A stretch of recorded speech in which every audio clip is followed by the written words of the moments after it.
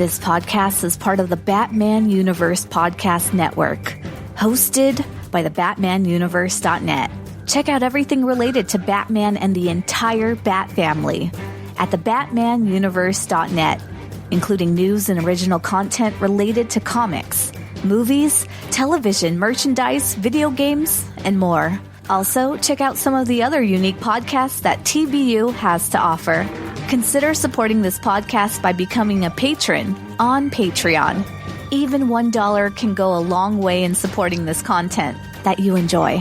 Look for a link over at the BatmanUniverse.net to offer your support now. And now, on with the show.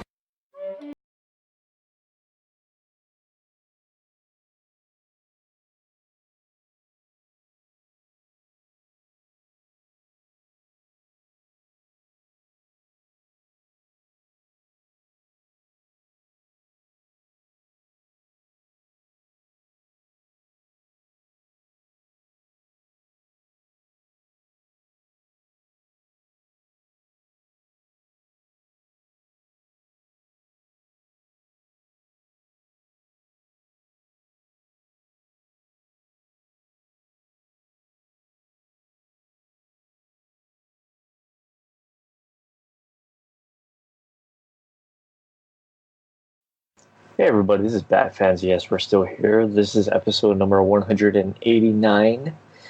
My name is Dane, and with me as always, Tim, is Tim. I said your name twice. Yes, Tim is here being Tim. Yeah. So, I have to ask you, how are you liking Star Wars Jedi, Fallen Order?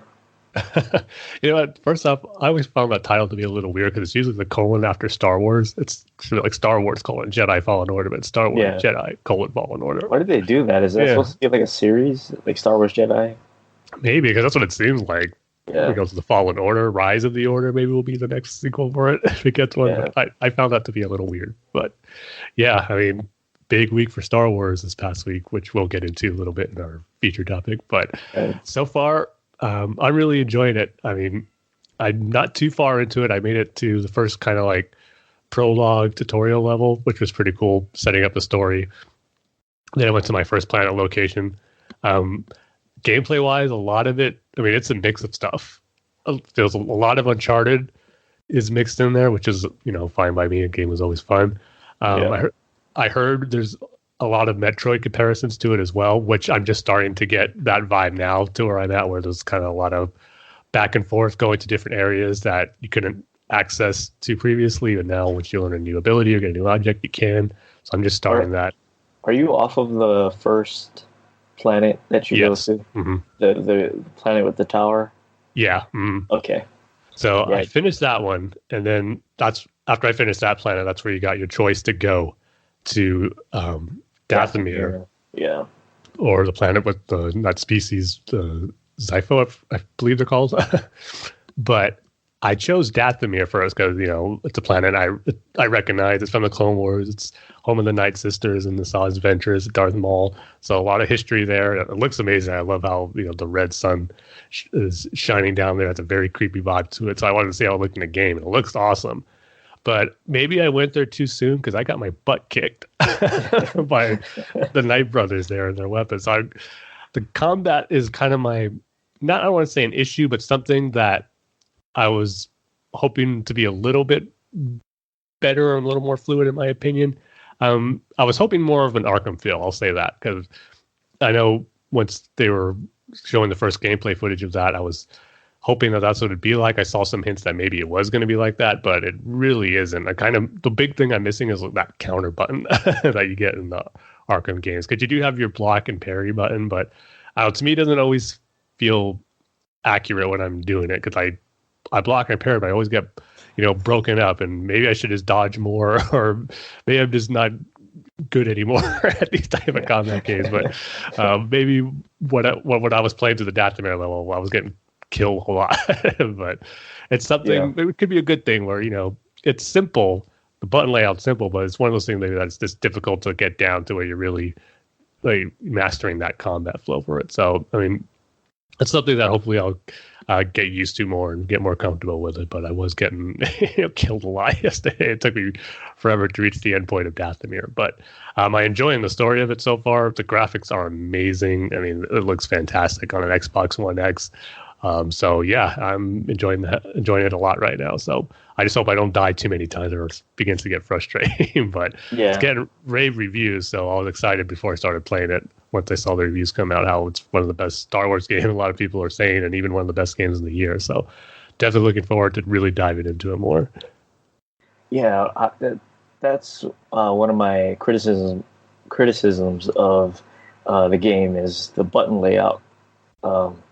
With the, to interact with stuff, it's the R3 or whatever it is on the Xbox. Yeah. That's what we should say. You're playing on the Xbox, which is a nice surprise for me. Yeah, I'm playing on the Xbox, and the block is the it's the L. It's the LB button. The L, B, right. So B stands for bumper, and then T stands for trigger. Mm-hmm. Yeah. Okay. Why couldn't they just go R1, R2, L1, like the PS or all the PlayStation controllers? There was a couple times where, there's like that QuickTime event, and like when you're fighting the sister, what's her name? Sister. Second sister. Second sister, right? And you have to press the X button. Mm-hmm. I was pressing the A button. Just so used to the PlayStation. Yeah. That's right. Yeah, the X button on the PlayStation's on the bottom. Yeah, right. That's where the A button is on the Xbox controller. Yeah, so I don't know if it's just because I'm a PS4 player and I decided to play it on Xbox, or if the button layout or the controller layout is really not very good. But I had a bit of trouble with it, especially deflecting the laser the laser beams back to the stormtroopers. I had a real hard time with that. I don't know if it's like you said, a timing issue, like you just don't have it anymore, or if like there's something finicky with it. See, I did okay with that. It was mainly blocking some melee attacks, just mainly on Dathomir. That was the biggest one that gave me trouble. So I was thinking, did I go there too soon? I have to get more skills or something. But yeah, and also another criticism I have of it is that it's not. You brought up the Uncharted games, right? Mm-hmm. The Uncharted games, Naughty Dog.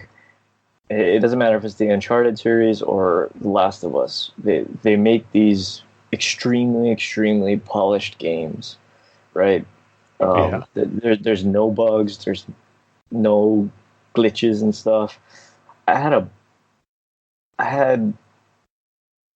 think it was on that first planet that you go to with the tower. Mm. There was a lot of frame rate drop where it was getting stuttery and robotic, and I had to look down. I had to point the camera down to the grass to move through the area. I don't know if it's because I have the original Xbox or the. I was just gonna ask, what Xbox do you have? 1S. Okay, I've heard it. It runs worse on that than the PS4 Pro or the Xbox One X. So I see. That's proving true, which it shouldn't be the case anyway. But it got so stuttery at some points. You have the wall jump, and I would completely miss it. I would completely miss the other side. So besides that, I really like the story. The acting is really good. The voice acting and the mocap or whatever you call it is really good. Really realistic. I really love the story so far. Yeah, so far, really like the character Cal Kestis, played by the Joker himself from Gotham, or I should say Jerome. But that's what Cameron Monaghan is doing it. Sometimes it's hard to. I just see the Jerome character in him when I see him in the game at the when I first started playing. But the more I'm getting into it, the more he's starting to feel like his own new character in this. But there's also a lot of cool Easter eggs and references in the few levels I've done so far. I mean, mild spoiler alert. I mean, an Easter egg spoiler if you don't want to know that type of stuff. But I loved it where Well, you haven't beaten that temple, that level yet, so maybe I shouldn't say it. But there's a cool Star Wars. I did. Okay, you did. Yeah. Okay, so when she shows him the holocron, and then it opens up with Obi-Wan saying the message about the Jedi Order has fallen that you see in the first episode of Rebels, with the same audio from James Arnold Taylor as Obi-Wan. That was really cool. I have to ask you. So, is her name Siri? The former Jedi? Yeah. On the ship? It's not Siri. I don't think so. See, I'm still getting used to the character names on there. I'm just Cal BD1, who is an amazing droid. Oh, yeah. He's already becoming one of my favorite droids in Star Wars. Yeah, what is her name? Like Siri or something? Yeah, it's probably someone to look up. Yeah, but so she was a former Jedi, and then she... Here it is, Sarah Jenta. Yeah. So you're Sarah. close. Yeah. So she was a former Jedi, and then she just quit? Yeah, to see, right now, I'm assuming they'll go more into her story and throughout the game, but it seems like something happens while she left the Jedi, or something happened to her before Order 66. So that's the impression I'm getting. There's a comic series going on right now where it tells about her and the character Eno, the Jedi who's sent you the message in that temple. I haven't been reading it, though. We're probably going to wait for it to come on Marvel Unlimited to catch up on it, but I'm sure that'll dive into what happens. Oh, I see. And can't get every Star Wars comic that's out there. There's a lot. Yeah. So, is it the Star Wars game you've been waiting for, Tim? I'm not ready to say that yet, because I liked a lot of Star Wars games, but it could very well end up being one of my favorites by the time I finish with itself. Got to give it a little more time. Oh, okay. But speaking of video games, Dane, I wanted to ask you too. Yeah. Have you been playing Death Stranding? No. Did you at least try it when it came out? Yet. I know you pre-ordered it. Not yet. It is the reviews. It's the reviews, and maybe I should just play it to make my own opinion. But like I was telling you earlier this week, I did buy Forza Horizon 4, which I've been waiting to play, and Fallen Order came out, so I'm gonna save it for after Fallen Order, after I'm done with Fallen Order. That's good. Yeah, you don't want to play or have two games going like that at the same time. Yeah, I just can't do that. I don't have the time. To do that. But yeah, it's the reviews that have made me. What is it? What's the word? Hesitant. Hesitant, right?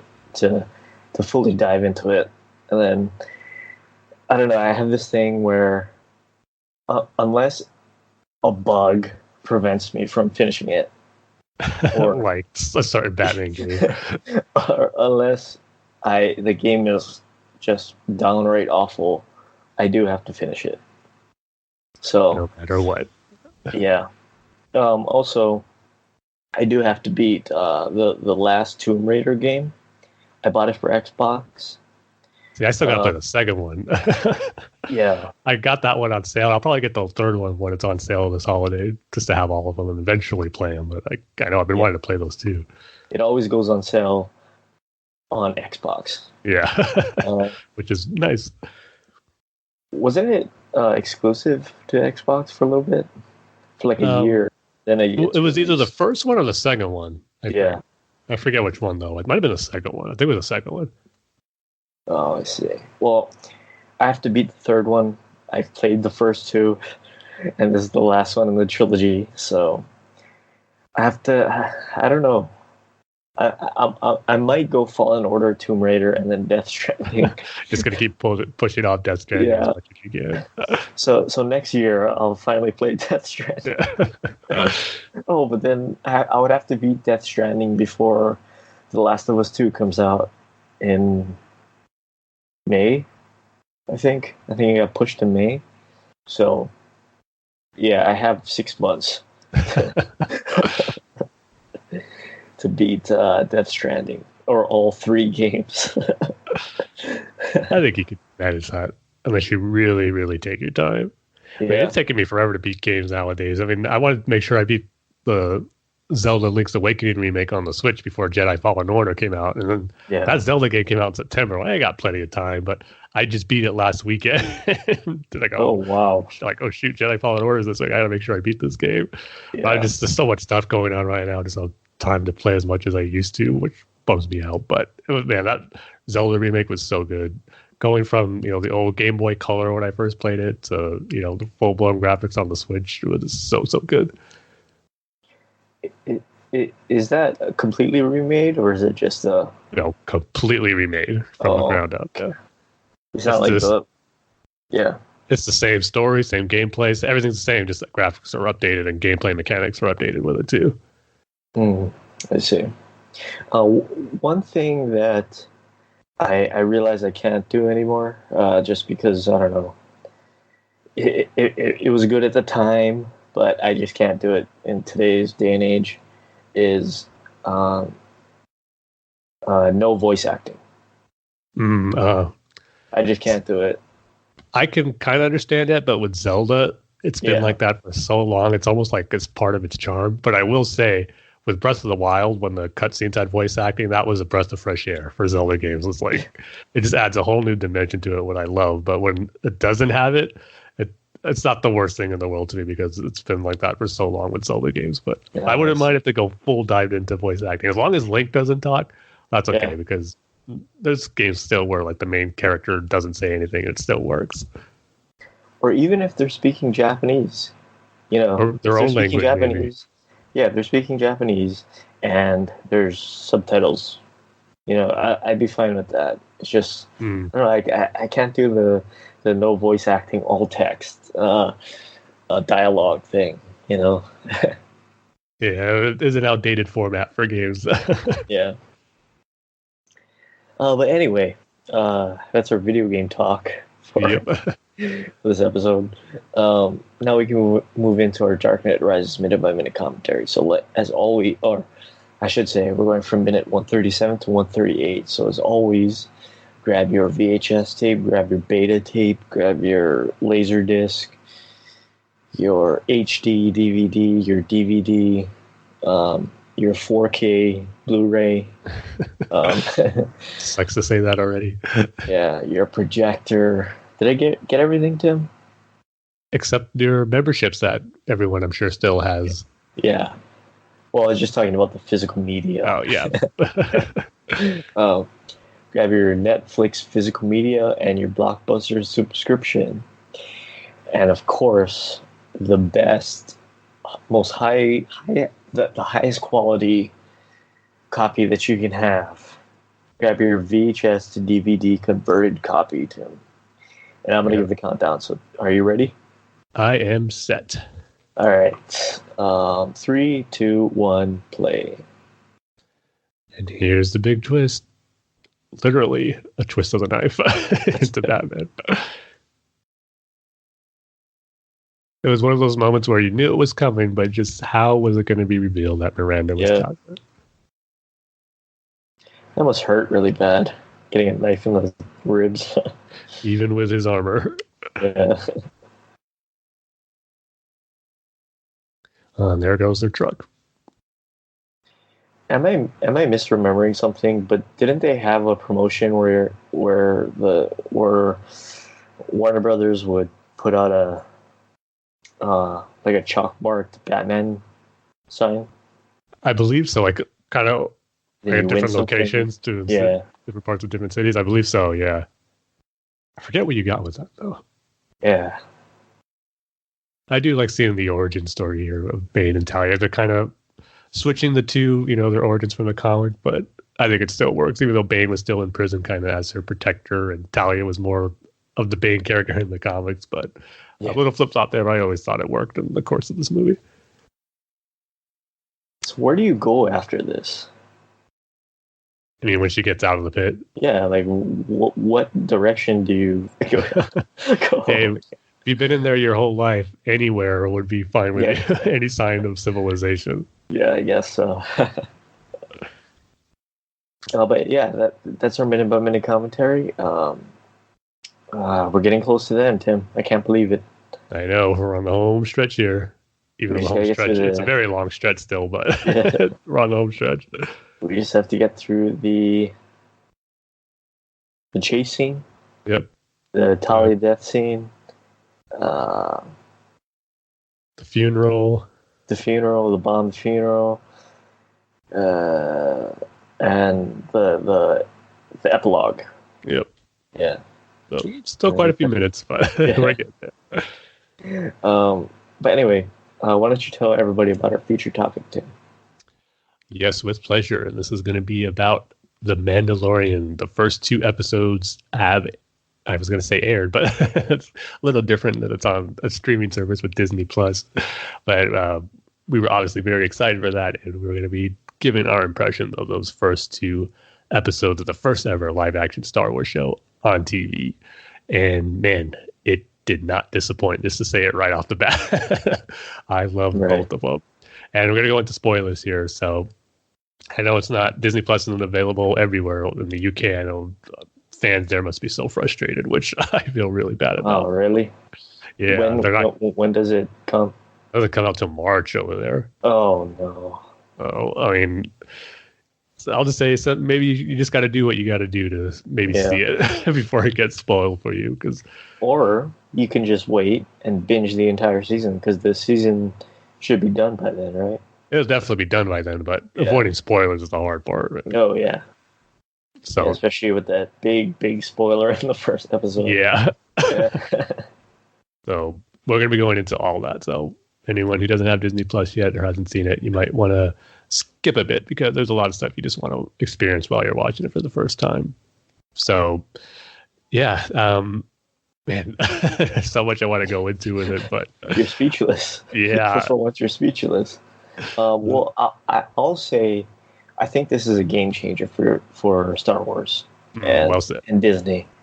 I think this opens up a bunch of possibilities for not only Star Wars, but their Marvel properties as well. That they can do it, that they can have this smaller story that has essentially nothing to do with their movies. And it also goes to show that they can build a universe around a character that they created that we don't know, that doesn't really have any flashy things about him except for a cool suit. Mm-hmm. Yeah, I think this is a huge, big game changer for Disney, for Star Wars, for the entire, industry, really. Yeah, I mean, game changer, I think, especially for Star Wars, because George Lucas has been talking about Star Wars on TV since the end of Revenge of the Sith, once that came out, and that was supposed to be the last movie, how the future Star Wars was on TV, and over 15 years later, we're seeing that, and it's delivering on everything I was hoping a Star Wars TV show would be, and more, especially after this last episode with episode 2. But just the production quality on it, and it's just almost like you're watching a movie. That's what's so cool about it. We're getting almost like a short Star Wars movie every week now, and we're watching it at home. It's just crazy to me, and yet it just feels like you're watching, quintessential Star Wars. It just has the feel of it. The action of it was great. The production, music is different, but yet it still fits the tone of the series. It's just everything about it is clicking just right away. I mean, I just right off from the outset how episode 1 starts, where, I mean, it has that Western feel. That's a big influence on it. You just see that right away where he goes into that cantina looking for a bounty, but yet he was going in there casually. And then these 2 people at the cantina pick a fight with him. And then he just kicks their butt. He takes that core and tries to escape with his grapple. We see it in the trailer, shoots the door and just cuts him in half. Just showing us what a cool character, the silent man with no name type that has been billed as, and he set the tone right away. And then he ends up getting the person who his bounty thought he was, helping him, but ends up he was just there really to collect the bounty. And then the only part that felt a little strange was that blue alien character, just the way he was talking and kind of those trying to make jokes, talking about, how the species go to the bathroom and all that stuff. Yeah. That felt a little weird, but other than that, once he got put into carbon freezing, which was awesome. The episode really took off. It started flowing like how I thought a show about a bounty hunter would. And once he gets into that planet, he meets Grief Karga, played by Carl Weathers, and gets the new client who wants this bounty, which then he meets up with Werner Herzog's character, who's a small remnant of the Empire that's still there. He's guarded by stormtroopers, and then he gives him his mission, and he's on his way. Man. Those stormtroopers, they look like they've been through some bad times. Yeah. I mean, let's look at their weapons. They're not even their standard stormtrooper blaster. Yeah. And they look skinny. They look like they haven't been eating. That wouldn't surprise me. Their armor's all beaten up too. Yeah. I just love how we're seeing this, time period set 3 years after Return of the Jedi. The Empire's fallen, and I thought it was 5. No, it's just 3. Oh, 3. Okay. Yeah, we're just seeing what these different factions and remnants of the Empire are trying to do to survive, and it's just fascinating to see how the galaxy is now with the Empire no longer in power, but yet the New Republic hasn't been fully set up yet.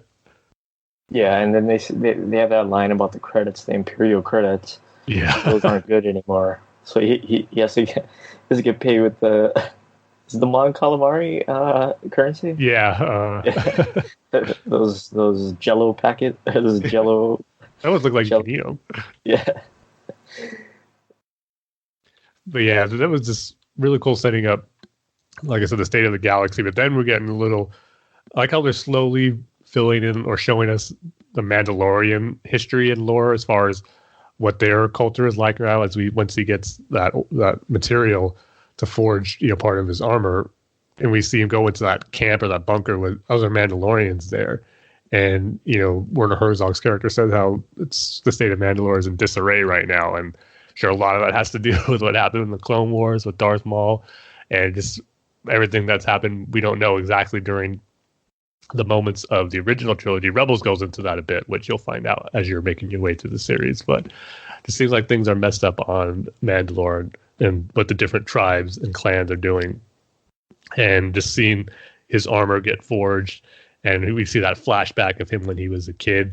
When we saw that moment in the trailer with that little boy and that family getting attacked, I had no idea or didn't realize that was going to be a flashback to him. I thought that maybe he was going to, that might have been his bounty that he was going after. Because there were rumors early on that the bounty or the MacGuffin of the series was going to be a small child, which will kind of the case, which we'll get to later. But I thought that was what it was going to be in the trailer once they showed that little kid. But we learned that actually is him. And, he gets traumatized by what happened in that battle. And that is a battle from the Clone Wars. As we saw in the trailer, that village was getting attacked by a super battle droid. You see separatist ships.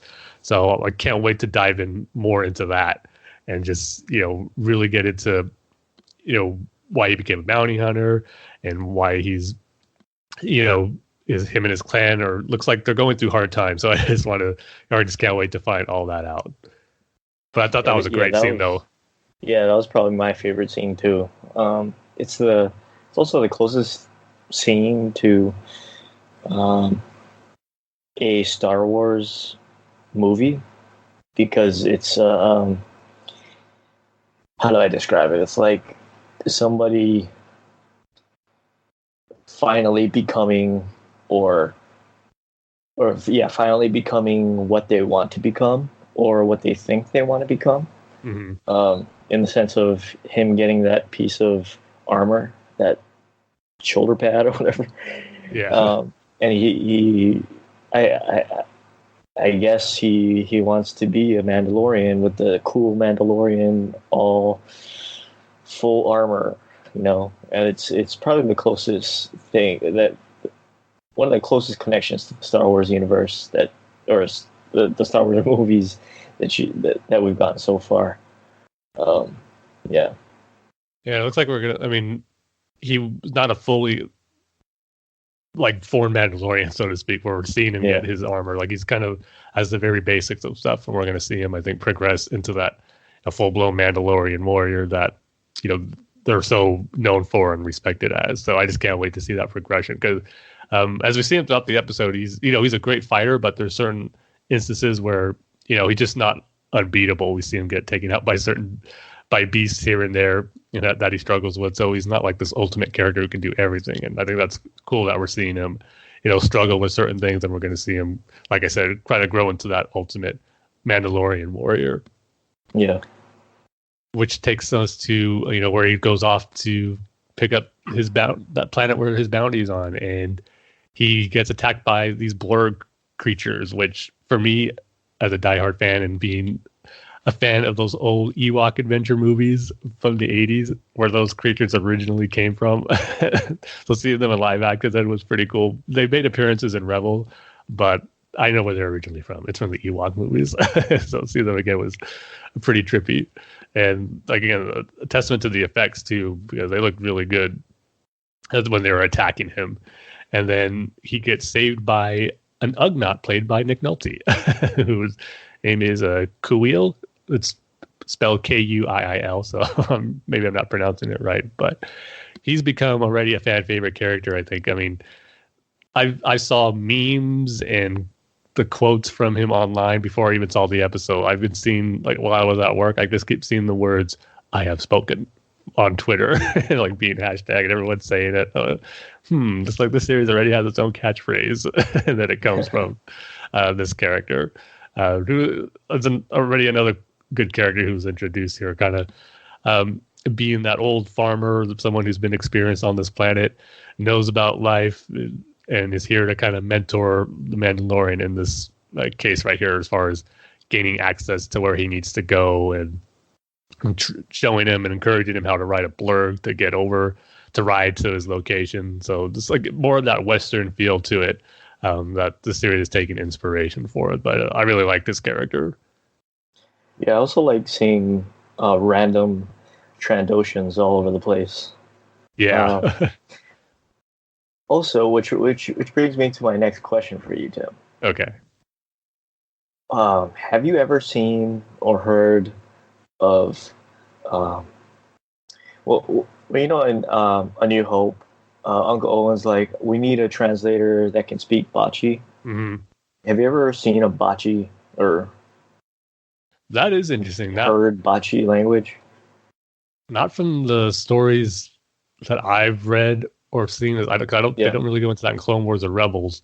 And as far as the comics and novels I read, nothing that I can remember. Maybe there's some in the past EU and Legend stuff, but Bocce is something that it hasn't been explored, at least something that I've really read about. So that interesting, though, to see if that gets revealed as far as what exactly is that language in this new canon anyway.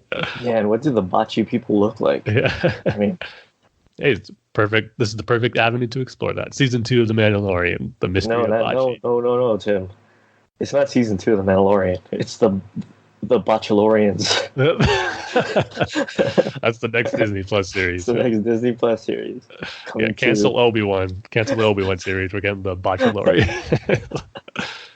But yeah, I really like seeing Trandoshans all over the place. We see him in the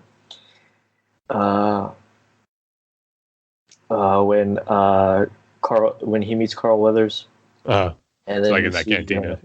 Yeah, and then we see him in the second episode. Oh, yes, we do. Yeah. But then we get up or set up to what's the highlight of the episode, is big action set piece, which was just awesome. I mean, he's trying to infiltrate this, fortress, which is run by these, either smugglers, bandits, just these mercenaries who are keeping the bounty captive. But the alien species, the Niktos. But before the Mandalorian gets in there, he sees a bounty hunter droid, an IG model, not IG-88, but IG-11, which I just want to call IG-311 because it just sounds so close. Of course, Tim. Of course, you have to throw in the 311 somewhere. I got it where I can. Yeah. Who's being voiced by Taika Waititi, and he just does a great job as this character. His dialogue is so dry, so matter of fact, but it's so funny too. He just goes on shooting up the place. Yeah. I just love it when the Mandalorian kind of confronts him and he just immediately shoots him. He's like, "Hey, I'm part of the guild too." It was so quick. It's just the last part of the episode, but their banter and chemistry was just so good. It was so much fun. And I know he ends up shooting the droid at the end, but I find it hard to believe that this is the only time we're going to see IG-11. They got to bring him back at some point. We get to repair it somehow. The promo. Yeah, he's in all the promo material. So he's going to be just back. Too good not to use again. Yeah. That was a really cool action sequence, though. Or it could be IG-12. Or or J I 13 or 12. Here's what's going to happen. He's going to get damaged 3 times, and he has to repair him 3 times, and that's why he's going to change his name to IG-311. That's going to make all sense. Yeah, IG-3-11. Yes. I see. I'm here to help out with these things and making it all make sense.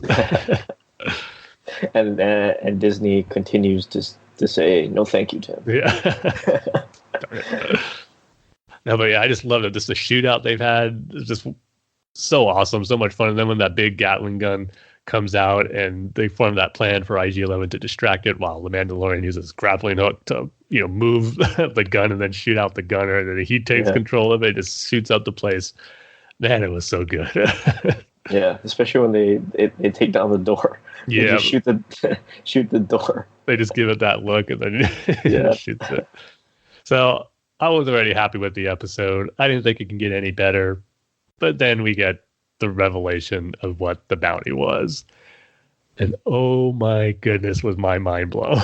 Yeah, Dane, you could have given, because I will say there's been a lot of buzz about the first episode saying there's a big reveal at the end, or there's a big surprise, and there's like a big character's introduced, and I was wondering, man, what's this going to be? If you would have gave me 1,000 tries to guess what it was, I would never have guessed what we actually got in the episode. Yeah, and I had seen on Twitter, of course, like you, that there was a big twist at the end, and there's a big surprise at the end. I thought the Mandalorian was going to die, and that somebody else was going to be the Mandalorian. Somebody he meets, not. And it wouldn't be Pedro Pascal. Okay. Right? It would be somebody else. Because I didn't see him in any... I mean, I didn't keep my ears close to the ground like you did, Tim, but I didn't see him in any kind of promo stuff for The Mandalorian. Like press tours and like interview stuff like that? Yeah. I don't know. He did his fair share. Yeah. Oh, okay. Well, I didn't see any. So I was like, oh, so they're not promoting with him. So... It maybe he dies, but yeah, I was totally taken by surprise. I would have never thought that it was a baby Yoda. Werner Herzog says, we know that the bounty is 50 years old, and I was like, oh, it's gonna be a middle-aged man. Who did they cast? That's 50, looks 50 years old. Right? I was like, to me, you automatically think, oh, is it like an old Jedi or something like that who's in the hiding that they want? But... Right. But it's 10 times better than an old hiding out Jedi. Yes, because we've seen that before so many times. Yeah. Man, I was not prepared for that. And once I saw those ears come out of that little container, I was like, oh my goodness, we're getting it.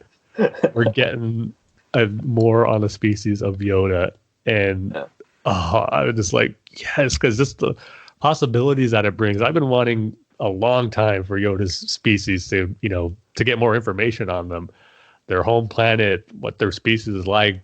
Are all of them so strongly connected with the Force? Just their history is everything about it, and we've got a little nugget right here. Now we know a little bit of their aging process. Even at 50 years, they're still babies. And, that makes sense because Yoda's 900 years old when we see him.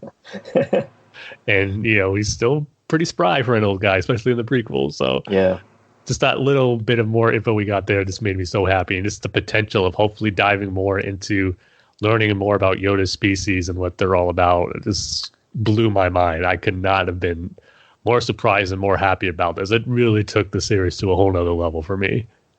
Yeah, and also it also proves, I guess, the fact that it doesn't matter what age you are. If you're Yoda species, you automatically look old. Right? No, he doesn't. He looks like a. Well, the baby looks kind of old. The baby looks kind of old. He looks cute, but he still looks like an old man. I would have to disagree with you on that one. But Yeah. So, I mean, talk about a great ending for a first episode that left you wanting more and couldn't wait to see the next one. It was just it's like, why do they want him or her? I'm not sure if we know if it's the gender of the baby yet. Yeah, so my big question was like, why do they want the baby, the kid? Yeah, I'm thinking that it's it's a remnant of the Empire that wants it. And that scientist, that doctor was there. This is another thing that was a little Easter egg, which, I didn't notice right away, but everyone online is saying he has like a symbol from Camino, which people are believing, does he want to clone it? Is that a clone? But he obviously wants it alive, but Werner Herzog character, he wants it dead. I've never seen. So it just makes you wonder, why do they want it? Why does they're in conflict there? One wants him dead, one wants him alive. It's going to be fascinating to see it play out, but it was just great. And before we move on to the second episode, I just got to say how an amazing job Dave Filoni did in his live action directorial debut for Star Wars. Yeah. He knocked it out of the park, especially with that final action sequence. And he's been involved with Star Wars for so long now. He's the heir apparent to George Lucas as far as someone who just understands and gets Star Wars like nobody else. He trained under the master, so he would know all there is to know about Star Wars. And to finally see him get a shot in live action, he did a great job, and I can't wait to see more from him. Did he direct any of the other episodes, or is that his only one? He has one more. I believe he directs episode 6. It's like either episode 6 or 7. Oh, okay.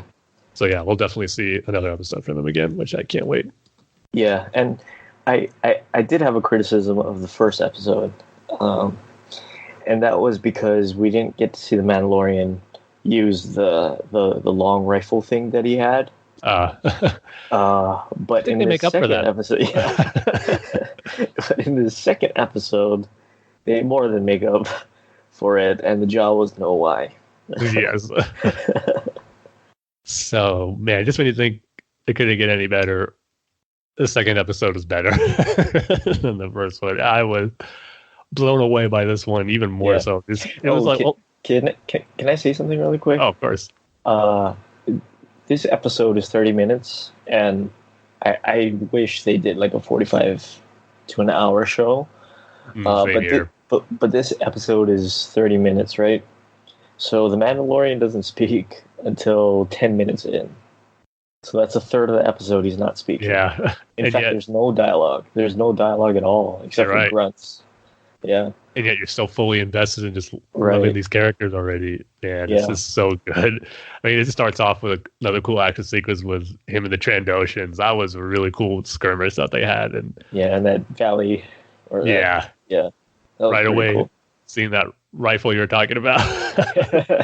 As one of the Trandoshans going after the baby Yoda, he just disintegrates them. It was just so cool. When he shoots people, it kind of reminds me of, or when he shoots people with that rifle thing, it reminds me of The Last Jedi when Kylo Ren throws that Imperial Guard guy into that reactor thing. Okay. And then you see up. You see like the red pieces of plastic fly all over the place. At least it's a quick death. One blast and you're done. I hope it is. But it was just great. And as much as I love the action in this episode, what I just really loved about it, just that connection you're already feeling between the Mandalorian and Baby Yoda. My favorite moment of the whole episode, and maybe even of the Mandalorian so far, just when it's right after that fight. It's nighttime. He's repairing himself, or trying to heal his wound, and he just sees the pain he is, and you see Baby Yoda come out of his little container, walking up to him and trying to heal him, and he picks him up and puts him back. You're just seeing the bond form already for both those two characters. I just loved it so much. Yeah, and you can kind of see where this story is going. I don't think he's giving him up. I think he's going to give him up, but then he's going to play back into the story later on in the season where he has to get him back somehow. where they find out the Empire wants to kill him, or they're going to experiment on him, and he wants to go rescue him because we know he's going to do battle against the Empire in later episodes. Yeah. I don't know. I'm just thinking that goes against the Western thing that they've built too so far. True. Right. So it's going to be like the old disgruntled man and the younger, sort of the kid, right? Mm-hmm. The kid stereotype. So the only thing where I think he's going to turn him in is because we see him get more of his armor, and he has to get paid for that. So in order for him to get paid, he has to bring in the bounty. Because we see him fully full, like with more of that armor shoulder plate he has on, and we see more of that on his suit later on in like trailers and stuff. So that's my thinking. Unless we get to some other way, but right now that's how I think it's going to play out. Also, I don't know why I didn't catch this before. Maybe, I mean, you would know better than anybody, Tim. I didn't know the Mandalorians had their own religion. They're pretty much their own culture, and everything is just they're in kind of their own world, which why they wanted to play neutral in the Clone Wars, where they just really have their own way of life. Yeah, right. Like they have their own thing going on. That was a great line where it says, like, weapons are my religion. yeah, exactly. I was like, oh, so their religion is based around weapons or combat, you know? Yeah, and man, there's so much to love about it, because after that, I mean, I don't know. That's what's great about this. I don't know what to expect in this series. And another thing I wasn't expecting was a wild chase between the Mandalorian and Jawas and the Sandcrawler. And wow, what a really fun action sequence that was. Just seeing him go up against the Sandcrawler. Well, first, just seeing his reaction when he sees the Jawas just pillaging his ship, the Razor Crest, and just how upset he gets. And again, using that rifle to great effect. Poor Jawas, though. I did feel bad for some of them. Yeah. I guess they know the dangers when they're stealing from other people. You know, what I thought was funny was, kind of skipping ahead here, is when the Mandalorian and I forget his name, the Ugnaught. Q. I've got to hear his name more. yeah. Well, when they're finally, they catch up to the Jawas, and then they're riding in the Sandcrawler to that layer. Yeah. And it looks like the Mandalorian's bent over because he can't stand up in the Sandcrawler. I just thought that was great. Yeah, that was just so many cool visuals. Again, this little things of being explored in Star Wars that we haven't before. It's like the inside of the Sandcrawler, or at least like the main cockpit of it, where they drive it. Yeah, but it was just a fun action sequence. I was gonna send in an email to the Saga Continues podcast, but I figure I'll just ask you here. Okay. Kind of a small thing that I've just been wondering about. So the carbonite freezing thing, right? Do you have to buy the vital sign things on the side of the block?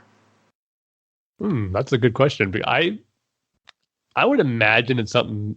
Well, maybe not, because it's probably not normal for most carbon freezings to freeze life forms. I guess humanoid life forms like that.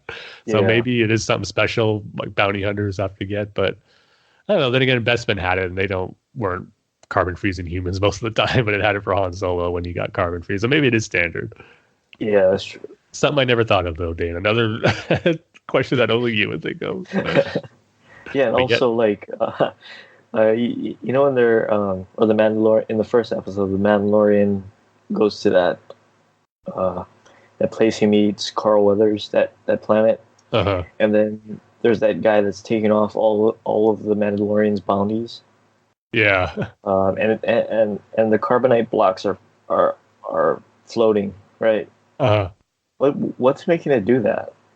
Is that these anti-gravital devices that you can use on certain items? Like you'll see in Rebels that they use that when they're like transporting cargo or supplies. They'll use like these hover devices that make them, like these crates to hover instead of like pushing and pulling them. So, or just like the crib for Baby Yoda. Yeah, that's the other cool thing. I like how it's linked to his gauntlet. where he's able to control it and just move it out of the way when he needs to. Yeah, and cool. Also my first my second piece of the criticism for that first episode is we didn't get to see the Mandalorian use his flamethrower, but again rectified rectified immediately in the second episode. Finally get to see him use it. The best part was when he used it to intimidate the Jawas. When they were making fun of him how he couldn't speak Jawa. Yeah. So good. And then the episode, I guess the big final action piece of this one, where he makes a deal with the Jawas to get his parts back. I mean, first they wanted, Baby Yoda. They wanted his armor too, or his weapons, like you said. But then they make a deal to get this egg, and this in this cave where a big creature lurks. And we got a glimpse of this creature in the second trailer, and it looked really cool. And I couldn't wait to see how this action sequence played out. And again, it's another one that didn't disappoint. Just, the Mandalorian was kind of out of his league here. He was trying his best to fight off against it, but it looks, even with the flamethrower, couldn't get quite the good angle to really fry him with it. But again, another thing that was unexpected. We're seeing him go up against this creature, and looks like when he's about to be killed, Baby Yoda steps in with the Force. And again, one of the things I was excited about with the potential of seeing another species of Yoda, are they just automatically Force sensitive? And I'm just getting the indication that is the case. There's only 3 characters that exist in the Star Wars canon that are the same species now: Yoda, Yaddle, and now Baby Yoda, which we'll have to give him another name hopefully pretty soon, because I don't believe it's Yoda, and all this speculation about, is it a clone of Yoda? Did the Empire somehow clone him? Which I kind of hope that's not the case. No. It's just another, like the species is so rare now that's why the Empire is after him. They know probably how potentially dangerous it can be. So I just hope it is just a new character. It's just that they're just so rare that's why everyone was after it. But just seeing him use the Force to lift up that creature and then help the Mandalorian out before he gets killed, and then the Mandalorian takes out the beast with his knife. Again, just establishing that bond and connection that these two characters have already. I love it. You see that Baby Yoda cares for him when he gets injured, because he gets beat up and injured a lot in this episode, the Mandalorian. And you kind of see the concern on Baby Yoda's face, but he actually helps him out here. And then just the surprise that the Mandalorian has. It's just, man, I just loved every single bit of it. And just then how exhausted Baby Yoda is afterwards. Yeah, it just shows the strength of Yoda's species, I guess. Exactly. Yeah. Right? If they can lift that big giant thing and it's still a baby. I know. It's like how easy it was for Yoda to lift that X-Wing out of the swamp. What I like to see, it's kind of a little thing, but when he's fighting that rhinoceros thing, it busts his chest plate. And his chest plate is like poking out in front of. Like, how did he get that smoothed out? Well, that's probably what he's going to spend his money on to get new armor. Yeah, he's going to do a lot of more forging with his money. Yeah. Oh, that forge is so cool. Yeah. I think we're going to be seeing more of that, so don't worry. Yeah. So yeah, he gets his parts back. Him and Q-Will, again, I'm probably butchering the name. They repair the ship, but a few days pass, and then he leaves with Baby Yoda off of there, and just so good.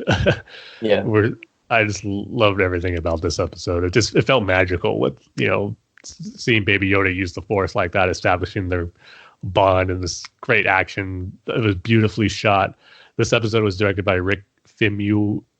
I'm again butchering his name. Yeah, I'm not even gonna try it. Yeah, but the Flash guy. Yeah, one of the directors who was supposed to direct the Flash. Which I'm just seeing now that it's Warner Brothers' loss. Yeah, he did a great job. It was beautifully shot, beautifully directed. Just all around job well done by Dave Filoni and Rick here, and the series in general, created and developed by Jon Favreau. Just so far, it's off to an amazing start. I mean, like I said, I could not be happier with it. It's better than I expected, and I was pretty darn excited about this show. Yeah. Is Jon Favreau gonna direct one? No, he's just written all of them. Oh, he just wrote all of them. Yeah. But yeah, for me, this is definitely a great surprise, a bigger surprise than Watchmen was for me, and probably the best thing I've seen this year. And I do include Watchmen in that. Not to say that Watchmen is a bad show or whatever, but It's just awesome. We got both of these shows now to look forward to every week. How great is that? Or it's just the idea that I kind of had the idea that a smaller story that has nothing to do whatsoever with the movies. Like I said in the beginning of this feature topic, it's a feeling that I had that could work. For a television show, a live action television show, and then to see Disney actually do it and do it so well, it's beyond rewarding. It's just so great to see that we can have a show like this where it takes place in the same universe, but it's off in this back corner. It's not attached to anything, and you don't have to stick to such rigorous, laws. I mean, yeah, sure.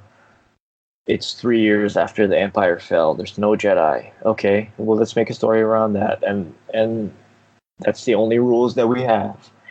There's these guys called the Mandalorians, so we gotta stick to that too. So 3 things, we gotta stick to that, right? But then you can create this entire thing and make it its own thing, and you can do it really well. And I have to say, Tim, and I like the movie. I know a lot of people didn't, but I really liked it. And that movie is Solo, and I can't help but feel that Solo would have been a much better idea for a live action TV show than it would have a one-off movie or a Star Wars story.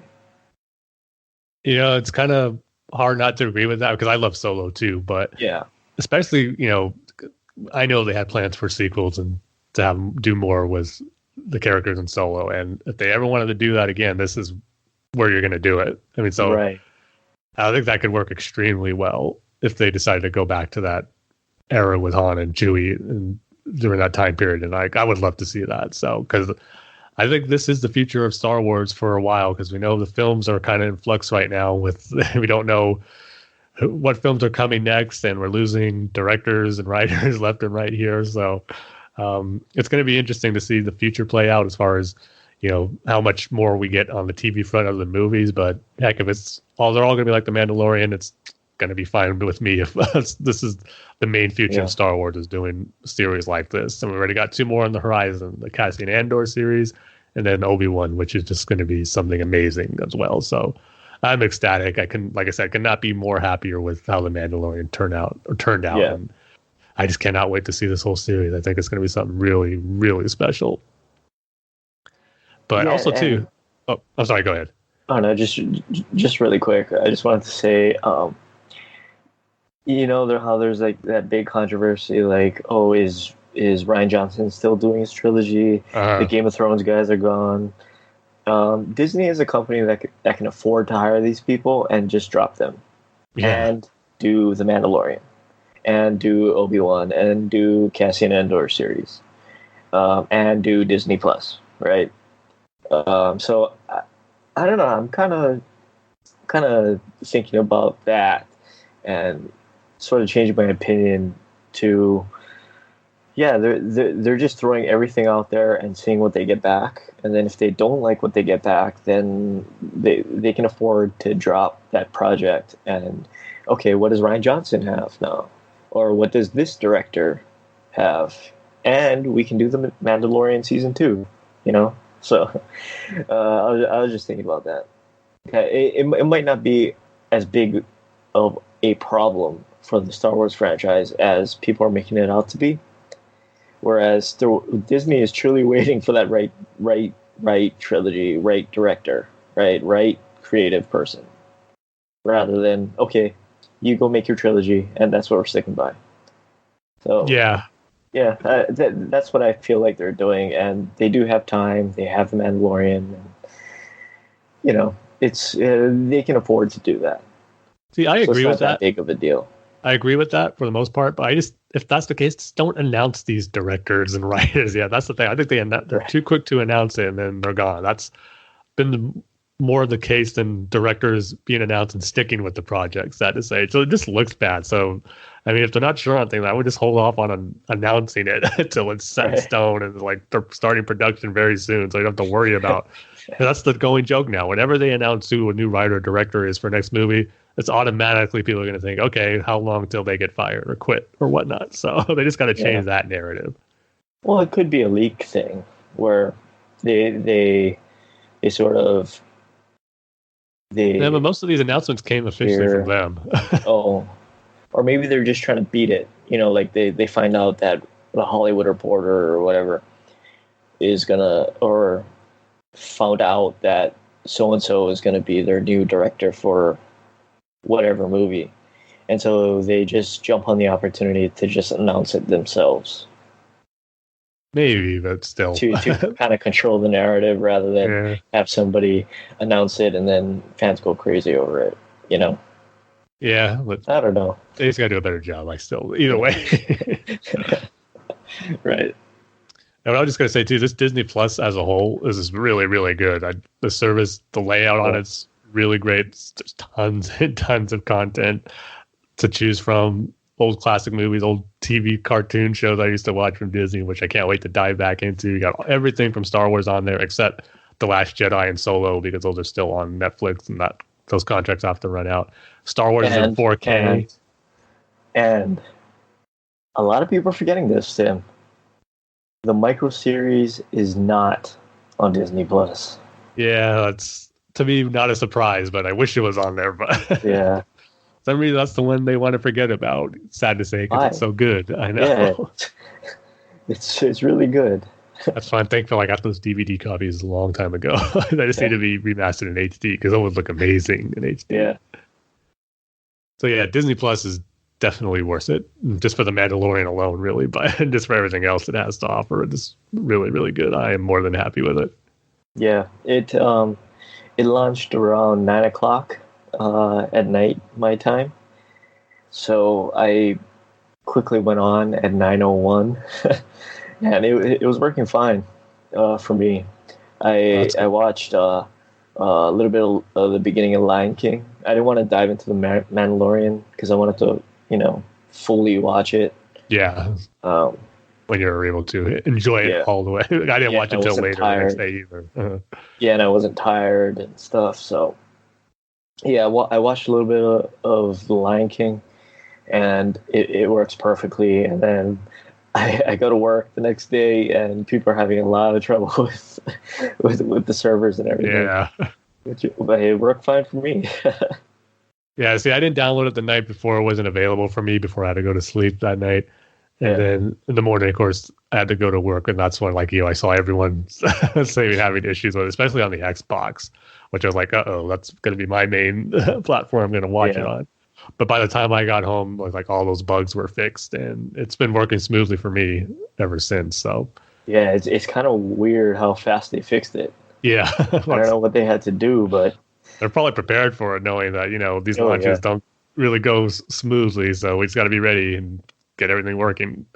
Because the Mandalorian wasn't playing on the Xbox, from what I've heard from a lot of people.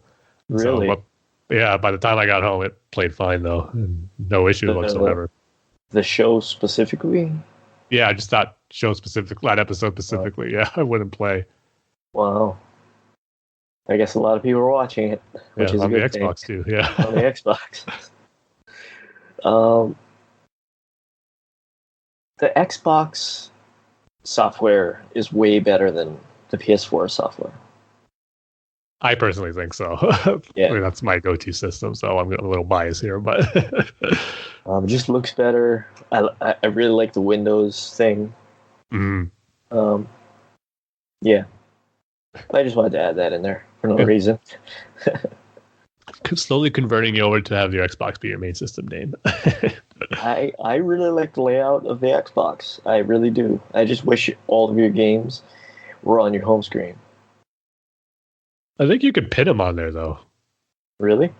Yeah. So I have I know you can with the apps, but I never actually did that with the games. But I'm pretty sure you can. I mean, I would think so, but we'll have to look into it. Yeah, otherwise you have to hit the Xbox button, then you got to go to My Games and Apps, and then you got to go to Installed, and then you got to, you know, so. Yeah, I got to see if you can pin those ones on there. But. Yeah. But anyway, that's our feature topic for this episode, unless you had anything else to add, Tim? I think that's it. Just go watch The Mandalorian. It's amazing. Yeah. It is amazing. I did have something to add, but I totally forgot it. I'm sure you'll remember it out of the blue somewhere. I know. Is Pedro Pascal ever going to take off his helmet?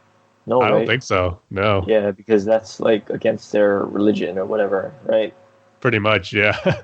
I mean, they can't take off their helmet. Some Mandalorian, you'll see in Rebels and Clone Wars they do, but maybe it depends on the clan because there's different clans. But maybe just in this time period now, the Mandalorians don't take off their helmets, or maybe it's just him in general. But yeah, I don't think we're going to see his face, at least for the majority of the season. If anything, maybe just in the final episode. But or a flashback, or yeah.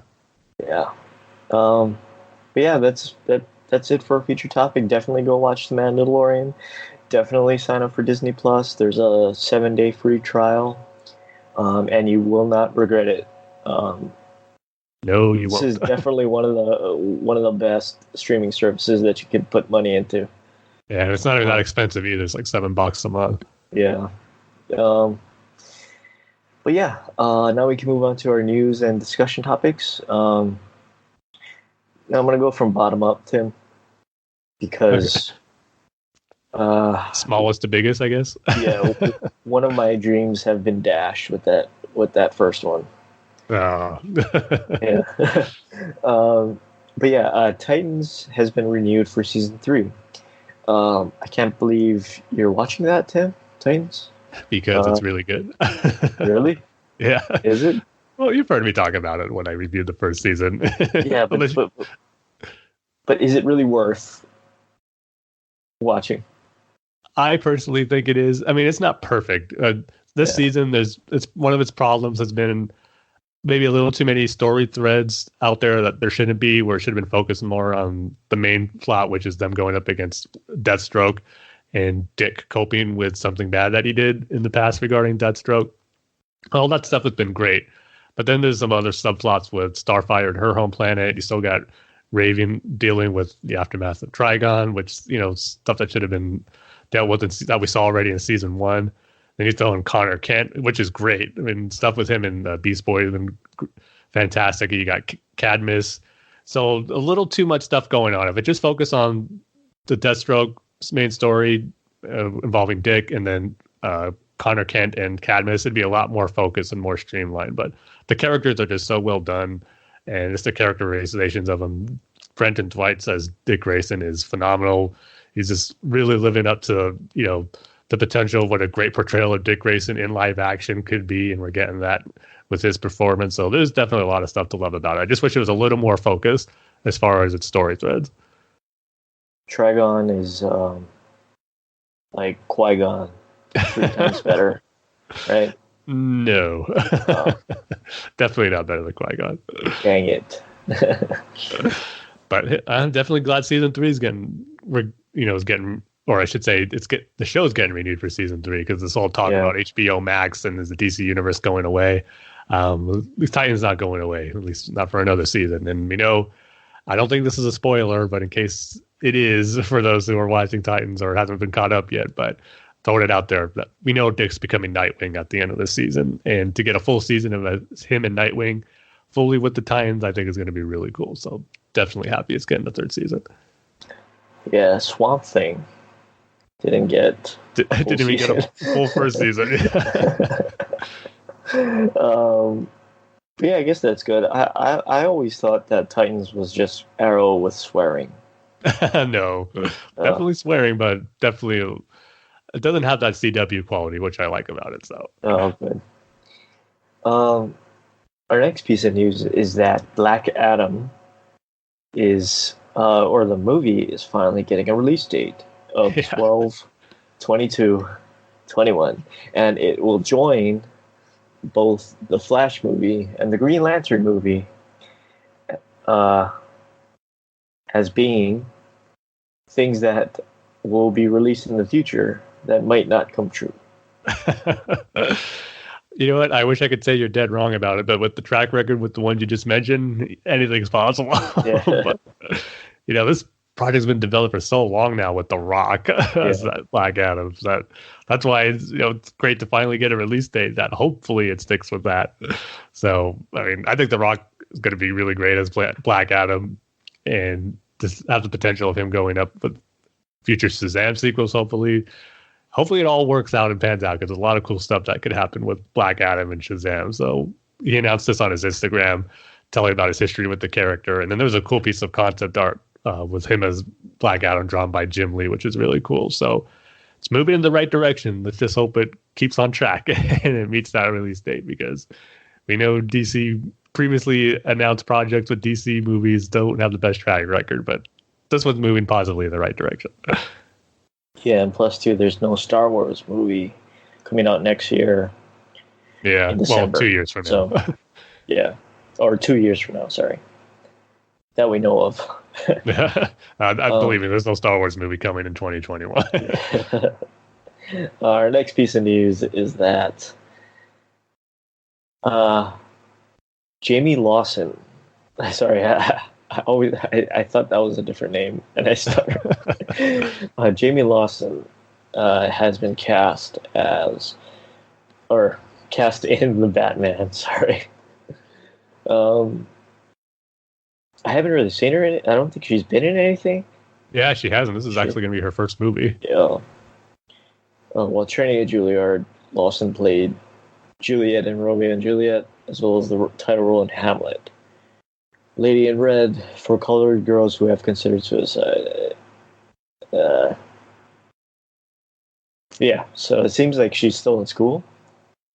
It's like she still is, or she's just coming out of film school. Coming out. Yeah. How awesome is it for her that her first movie is going to be a Batman movie with Matt Reeves? That's going to be awesome.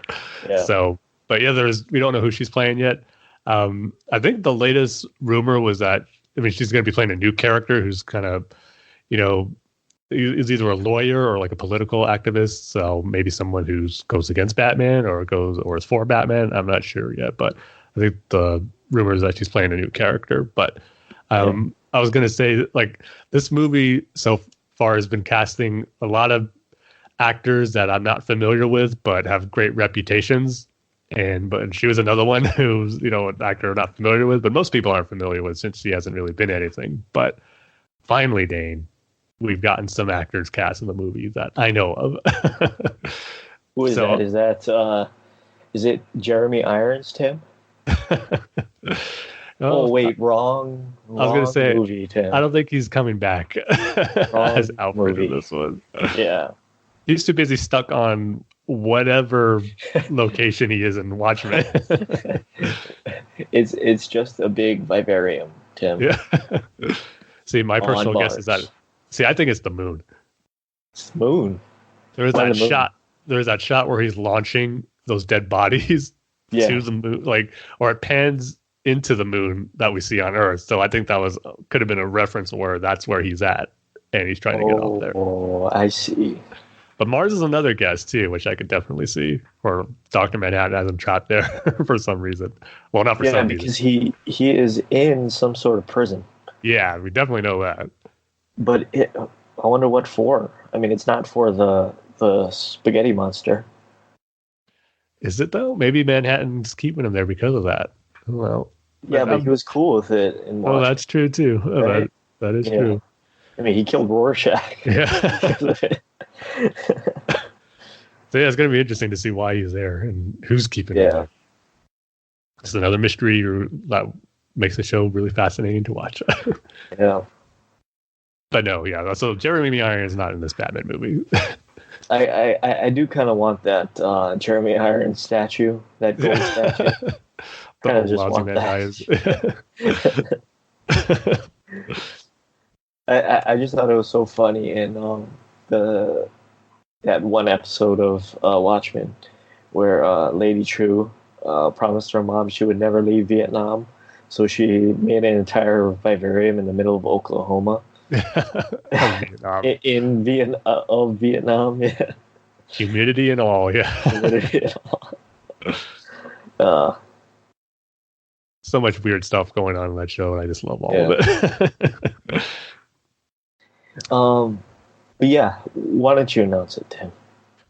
Yes, we've got Gollum, we got Caesar, we got Snoke, we got Dr. Claw, or not Dr. Claw, that's Inspector Gadget.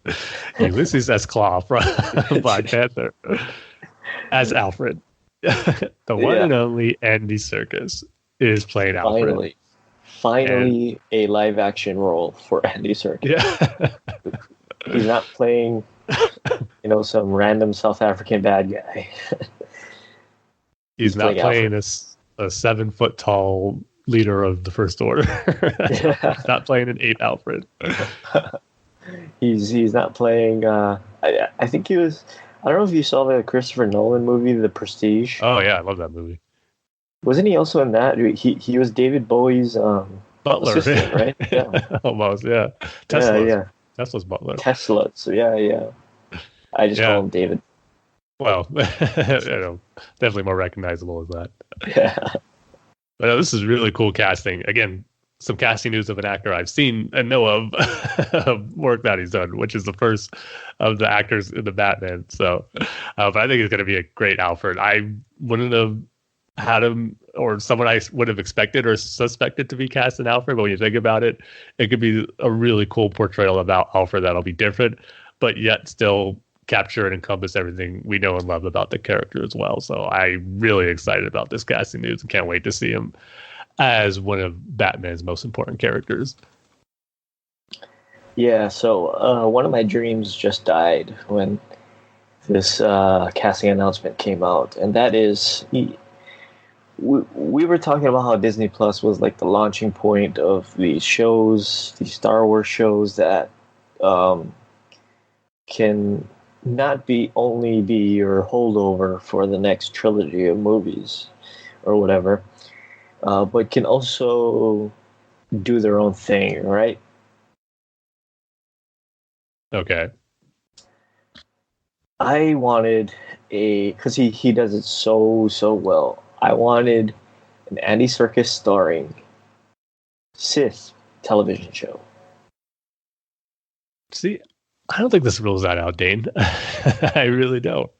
Yeah, but you figure he's committed to the Batman, and you know what they're going to do. They're going to turn this into 5 movies, right? Assuming... He's done other stuff amongst other movies before, though, like Planet of the Apes and, Avengers Age of Ultron and Black Panther. Those were kind of around the same time together. And he was able to squeeze those in. Because, I hope Alfred's in it a good portion, but he's not, I don't think, going to be a huge role unless he is, which I wouldn't complain about. But if any past Alfred appearances in movies are any example, we know he's not going to be, a huge role in it, which I think will allow him to focus on other projects. I guessed him, but I just kind of wanted that. I'm probably the only person that wanted that. It would sound cool. It does sound cool, though, when you think about it. Yeah. You see, I thought your dreams being crushed had something to do with Colin Farrell being the Penguin. Potentially. I thought you were really hoping to see Colin Farrell in something else. No, not really. He wasn't very good in True Detective.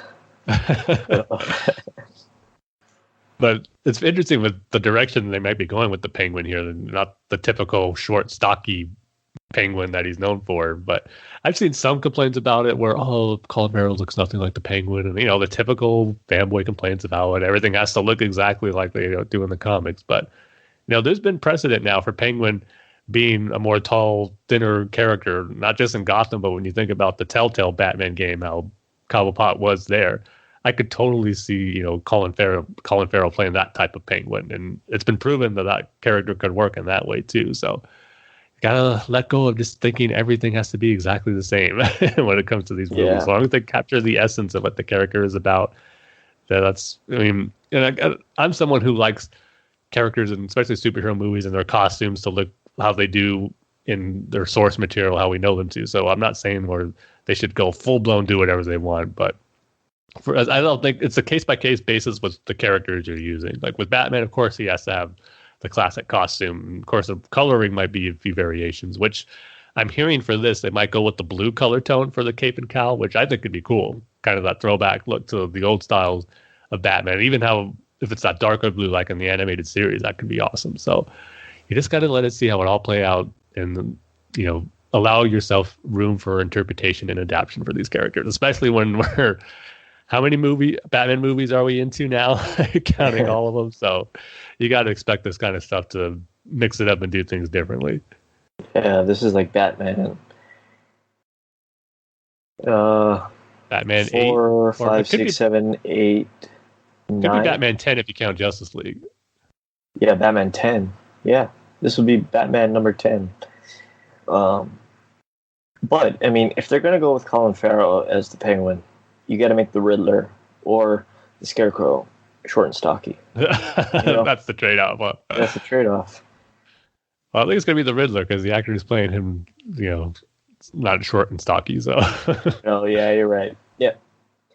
But yeah, they should have a short and stocky guy to play a tall guy as well. And see how mad all these people get.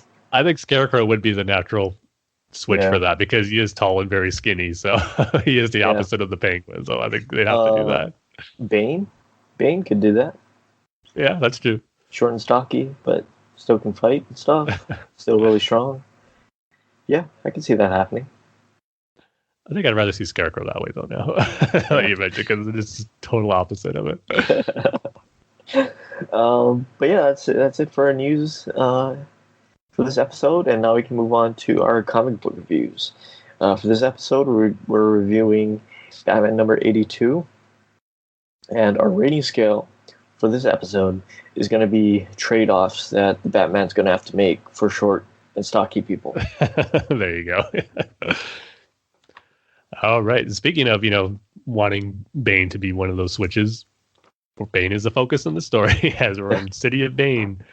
And this one, I knew I wasn't a fan of the last issue, and it's still kind of continuing on with this one. Did not really enjoy this one too much because this one is the big showdown between Batman and Bane.